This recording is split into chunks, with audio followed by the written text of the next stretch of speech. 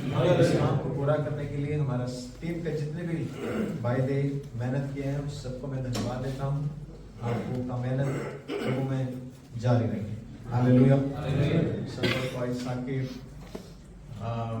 वसीम, उस्मान, सारे हर एक केस में बाबर, मैं नाम नहीं बताना चाहता सबके, फिर बोलेंगे कि किसी का नाम छूट गए, तो मैं नहीं जिन्होंने काम किया उसमें गॉड ब्लेस यू अबंडेंटली।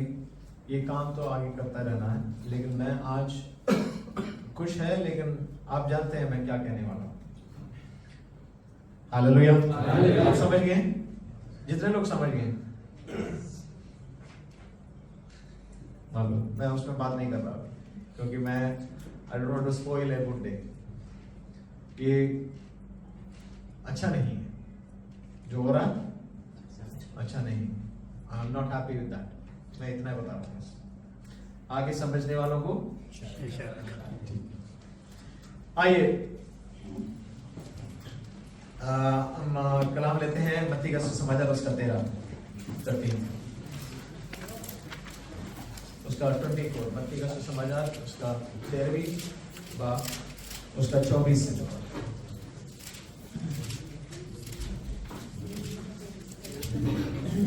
मत्ती की अंजील उसका 13 बाब उसकी 24 आयत।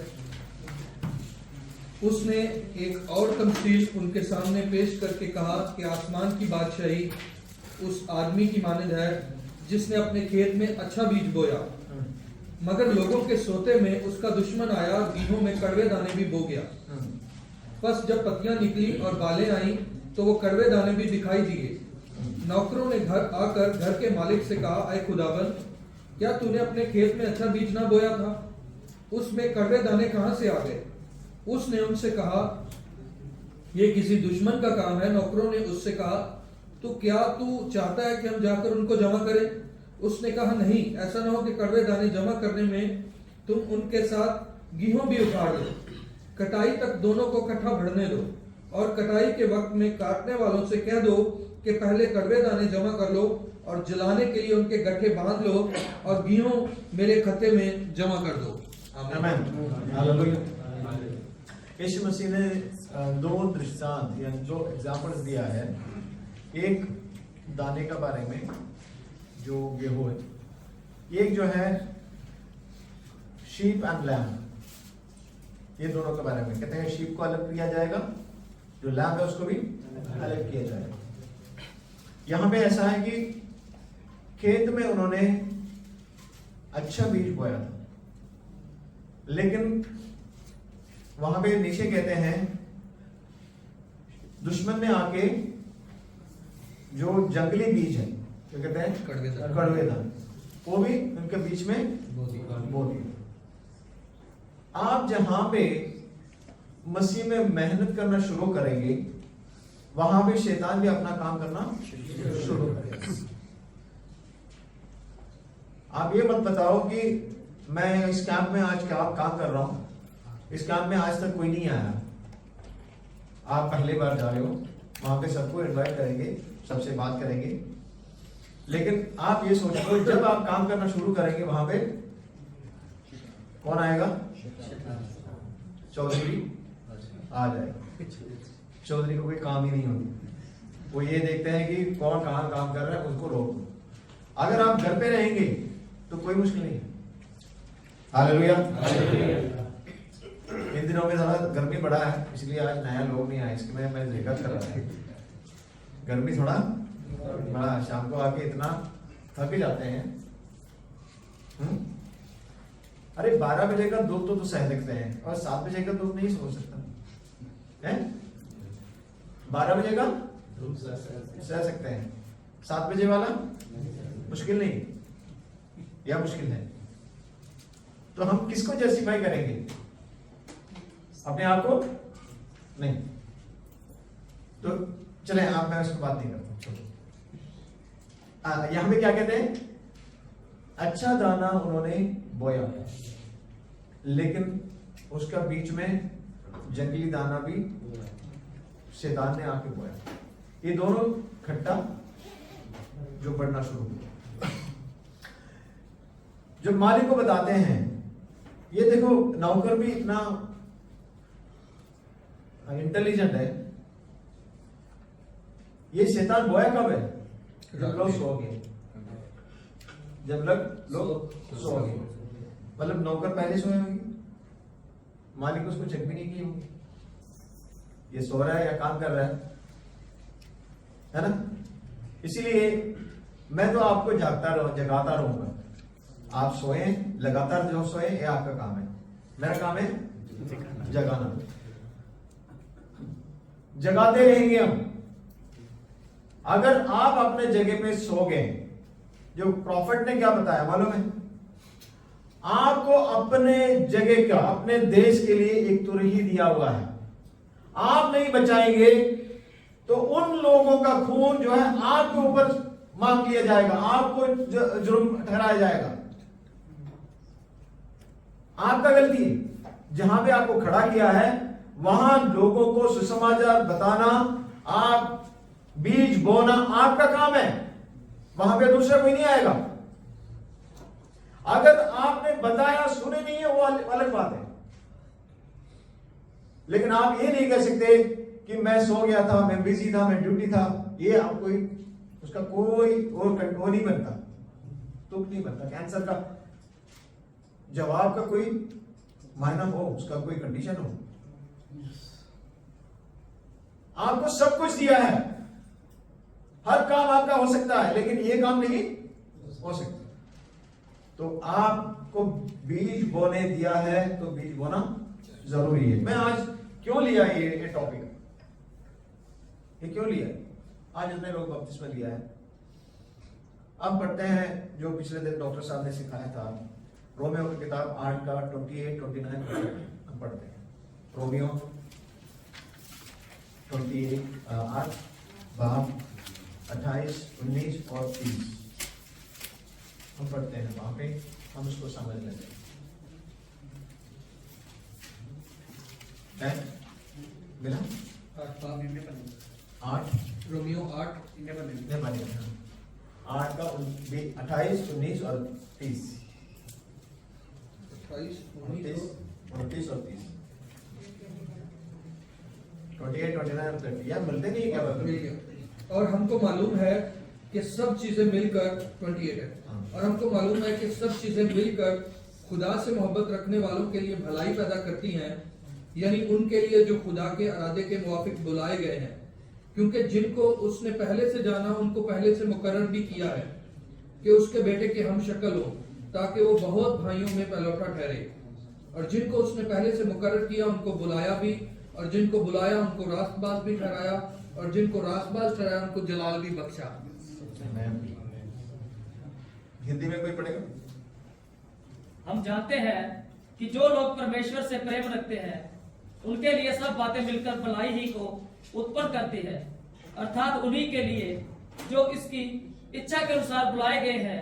क्योंकि जिन्हें उसने पहले से जान लिया है उन्हें पहले से ही ठहराया भी है कि उसके पुत्र के स्वरूप में हो, ताकि वह बहुत भाइयों में पहलौठा ठहरे। फिर जिन्हें उसने पहले से ठहराया उन्हें बुलाया भी, और जिन्हें बुलाया उन्हें धर्मी भी ठहराया, और जिन्हें धर्मी ठहराया उन्हें महिमा भी दी है। इसका 28 तो आपका जो बाय हार्ट रखने वाला आयत है। कहते हैं हम जानते हैं कि जो लोग परमेश्वर से प्रेम रखते हैं उनके लिए सब बातें मिलकर भलाई के उत्पन्न करती है। एवरीथिंग, हर एक चीज मिलके जो है उनके लिए भलाई काम करती है, जो विश्वास करते हैं। ये अपना बयान बना कर रखेंगे इस कलाम को, नहीं तो आप लिख कर। और उसका 30 में हम जाएंगे, वहां पे कहते हैं जिन्हें उसने पहले से ठहराया। वो सबसे पहले प्रीडेस्टाइन किया, और पहले जो जाना है। हम कहते हैं हम यीशु मसीह को जाना, लेकिन हम यीशु मसीह को जानने से पहले यीशु मसीह हमें जानता। तो उसका लैंग्वेज में कहते हैं अब्दी से पहले वो खुदावंद मुझे जाना। और मैं पैदा होने से पहले ही खुदा ने मुझे जाना और मुझे बुलाया। तो हमें भी जो है खुदावंद कब बुलाया है? हम सोचने से पहले खुदावंद हमें जाना है। जानने का एक लफ्ज मैं आपको सिखाना चाहता हूं। वो पैदाइश में ऐसा लिखा है, आदम न्यू हर, वहां पे क्या कहते हैं? आदम अपना ईव को जाना और उनको एक बेटा पैदा हुआ। जानने का मतलब क्या है? What is the know you? जानने का मतलब क्या है? जानने का मतलब है आपका सर से लेके पांव तक आपको पूरी तरह जानना। खुदावंद की तरफ से बता रहा हूं मैं, आपकी तरफ से नहीं। मैं जानने का मतलब है, कहते हैं हाँ हम मिले थे जब हम कुंभ मेला में गया था, तब हम एक ही गाड़ी में सफर किया था और वो 10 मिनट पहले उतरे थे, लेकिन हम 10 मिनट के बाद उतरे। ठीक है, जानते हैं हम। जानने का क्या जानते हैं? उनका नाम क्या है? नहीं जानते। चेहरा जानते। चेहरा क्या है? वो बाल इतना होता था, वो बाल कट दिए तो उसका इतना जानना है हमारा, मतलब ऊपर ऊपर से कुछ जानते हैं। अगर हम किसी और से पूछें तो बोलेंगे हाँ वो तो वो पीला शर्ट पहना था, वो पीला शर्ट तो था तो बस जानना खत्म हो जाएगा। इतना जानते हैं। लेकिन खुदावंद का जानने का क्या मतलब है? जानना मीन्स उनको पैर से सर तक उनका जीवन का हर एक चीज को समझना। उस आदमी को फिर अगला आयत कहते हैं जो प्रीडेस्टिनेट करते हैं उनको, आपका जो जानकारी, जो खुदावंद के जानकारी के मुताबिक उनको तैयार करते हैं।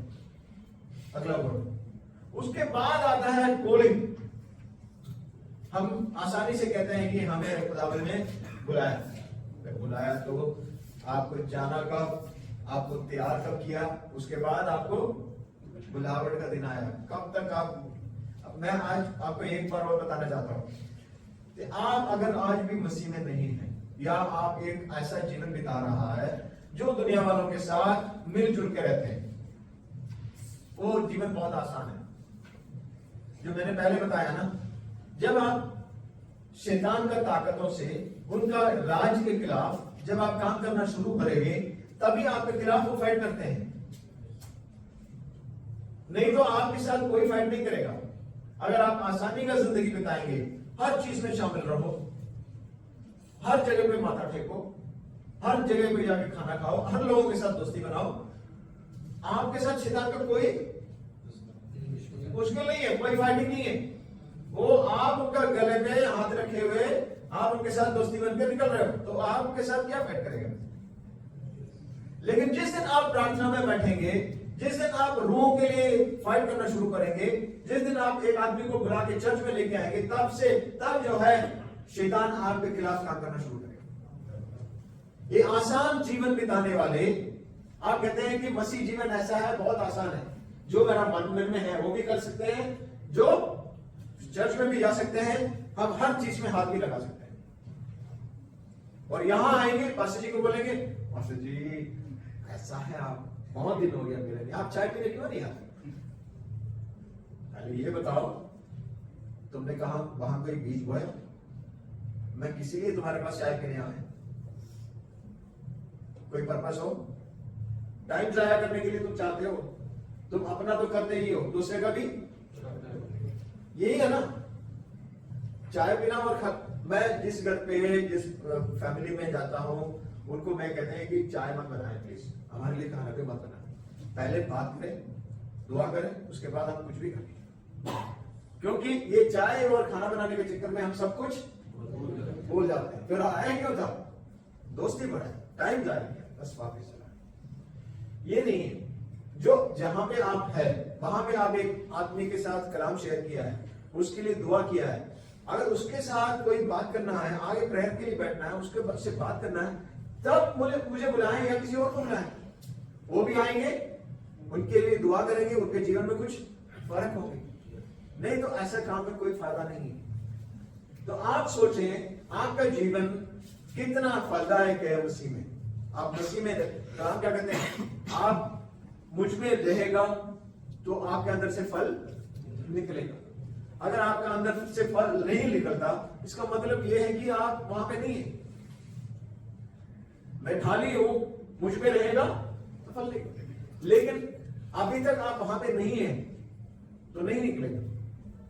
तो अपने आप को ये कोशिश करें कि आप 2 घंटा जो है हफ्ते में बड़े मुश्किल से जो है चर्च में देते हैं, मैं चाहता हूं कि 2 घंटा वो भी अपने पास ही रखें।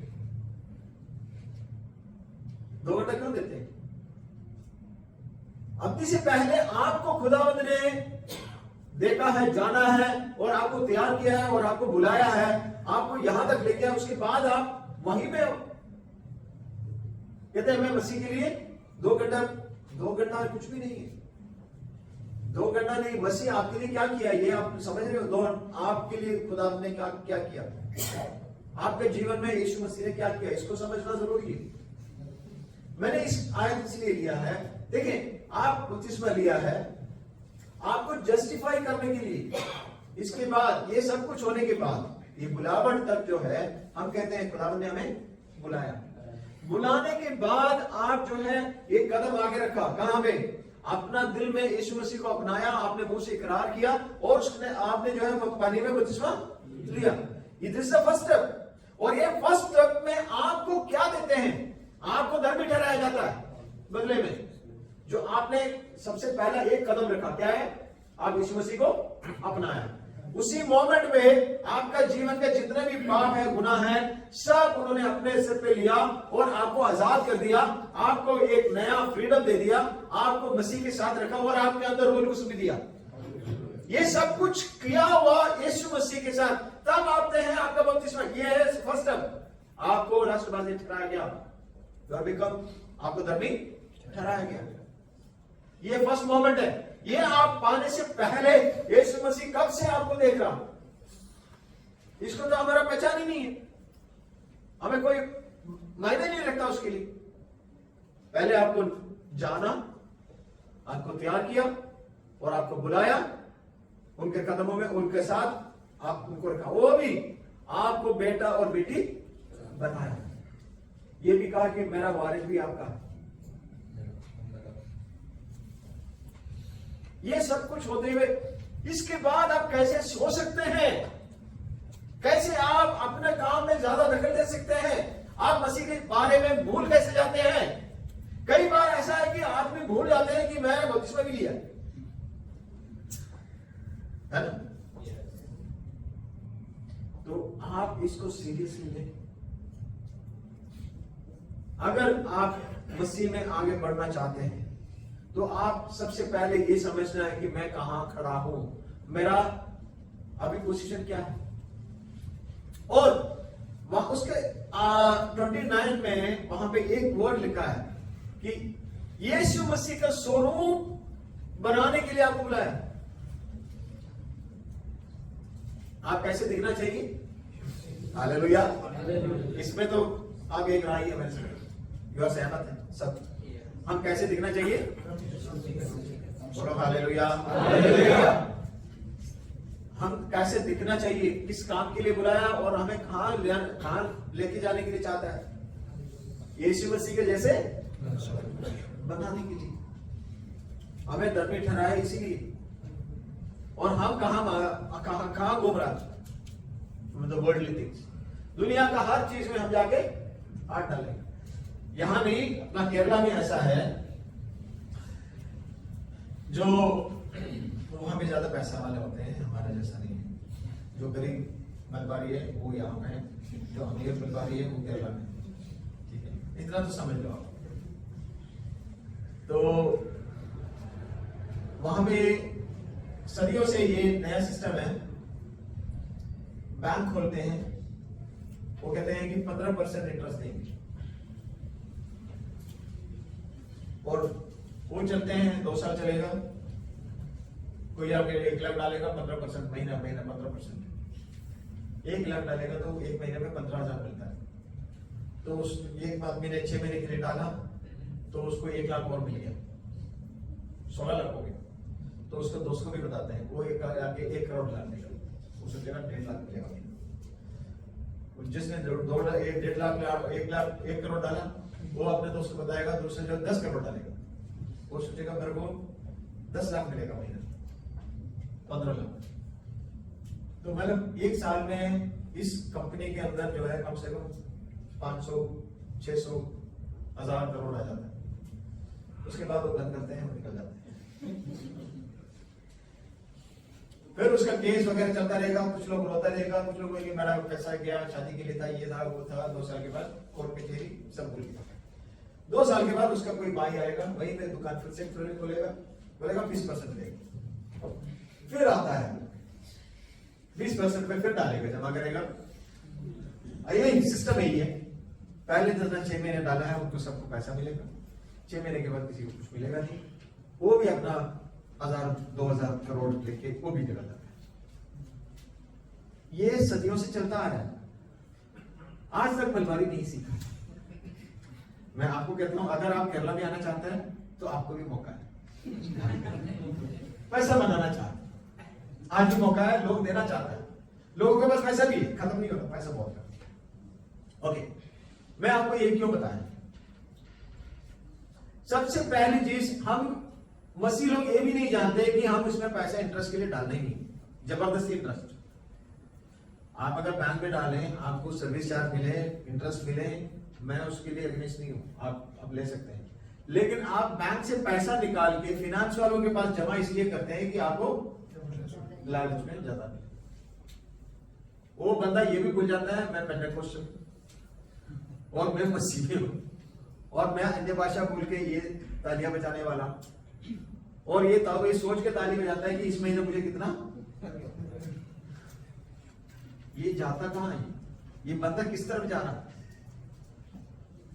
ये ताली तो बजा रहा है, ये प्रपोज भी हाथ लगा रहा है, और ये जो इंटरेस्ट भी खा रहा है, और इसका मन हमेशा जो है इस धनिक का पीछे लगा रहता है, और ये भूल जाता है मैं कभी 32वां नहीं लिया। हाँ लिया। इन लोगों को कैसे बचाना है? एक तरीका है, इनसे पूछे एक छोटी सी सवाल, आप मसीह के पास कैसे आए? मसीह के पास कैसे आए? क्यों आए? कब आए?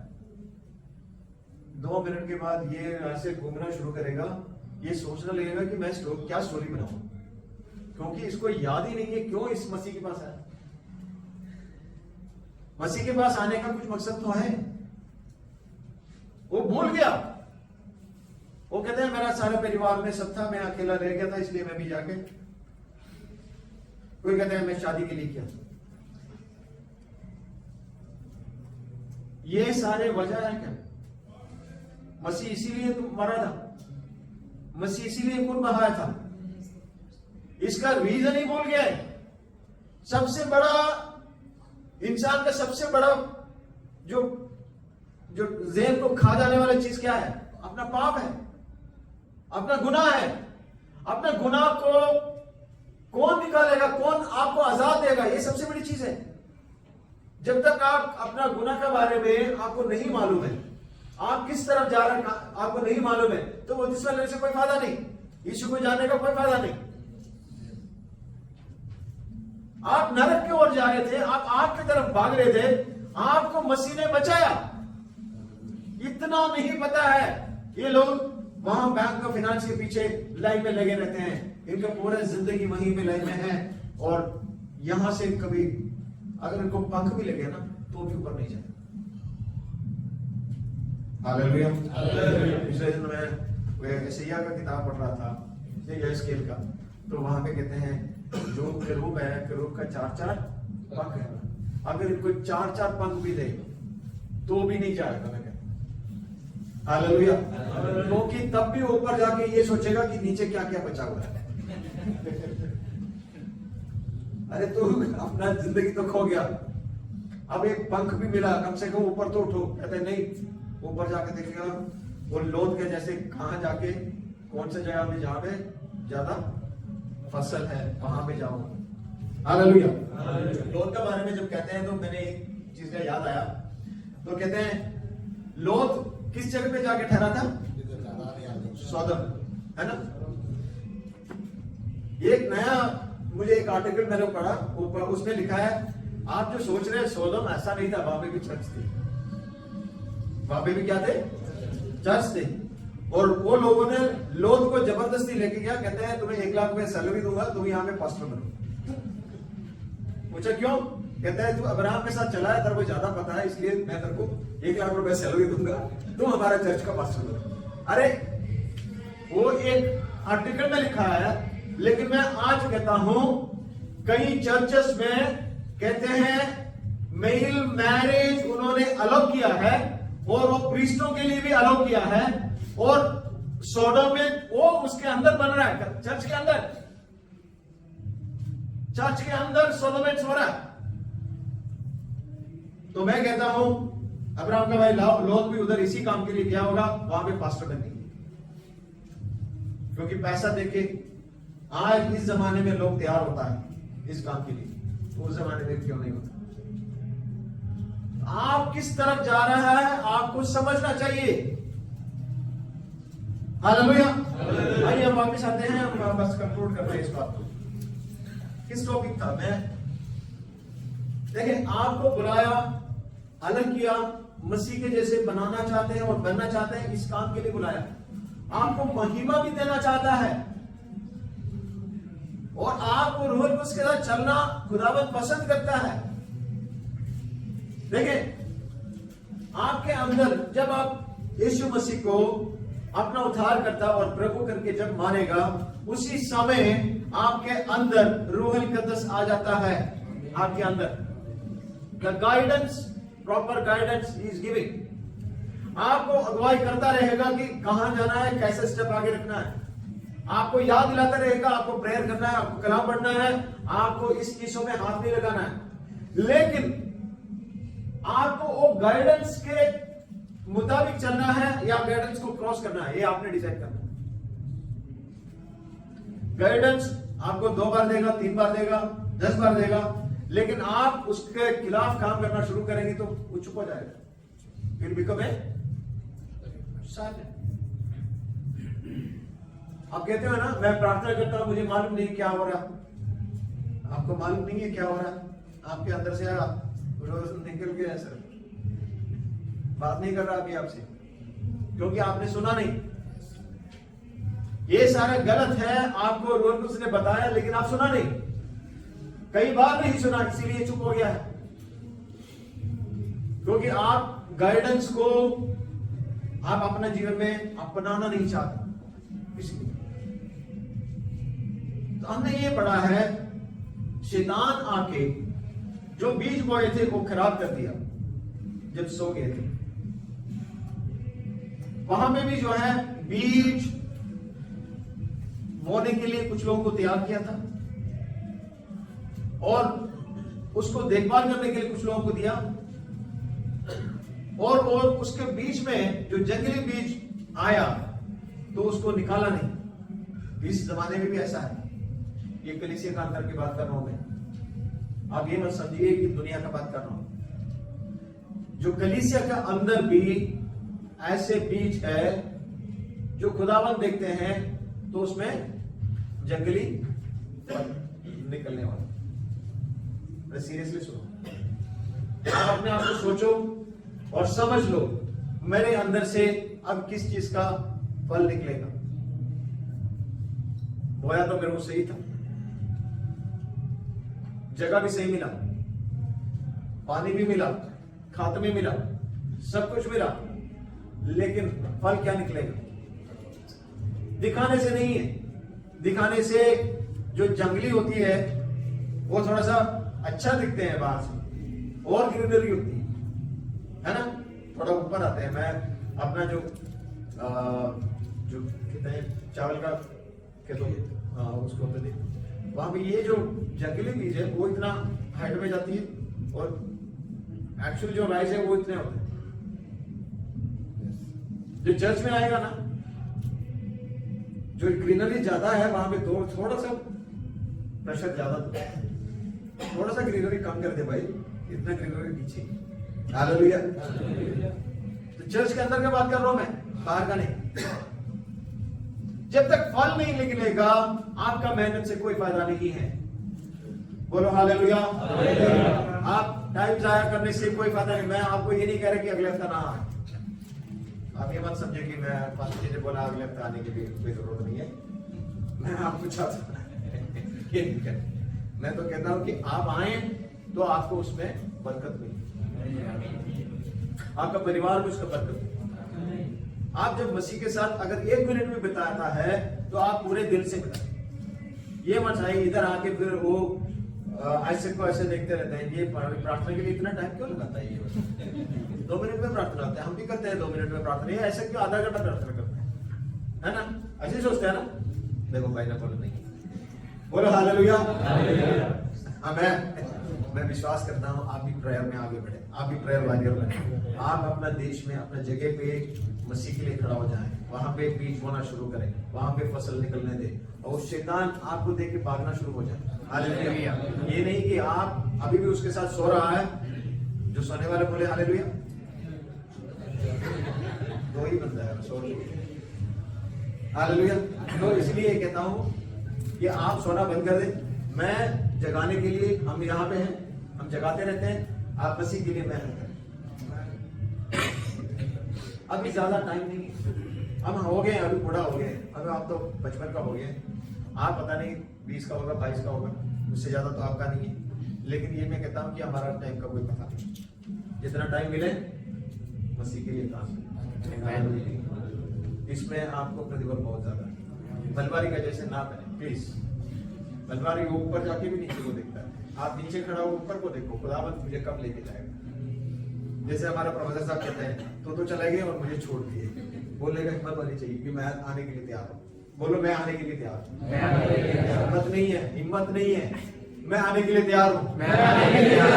हालेलुया। मसीह आज मुझे बुलाया, मैं आने के लिए तैयार हूँ।